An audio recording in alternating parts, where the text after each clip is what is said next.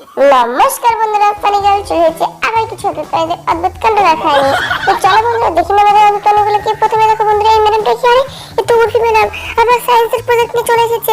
Ma'am আমার project ফেরত দিন, আমি স্কুলে জমা দেবো। ম্যাম আমি খুঁজে পাচ্ছি না, 3 দিন ধরে আমি খুব কষ্ট করে বানিয়েছি। ম্যাম প্লিজ ফেরত দিন ম্যাম প্লিজ।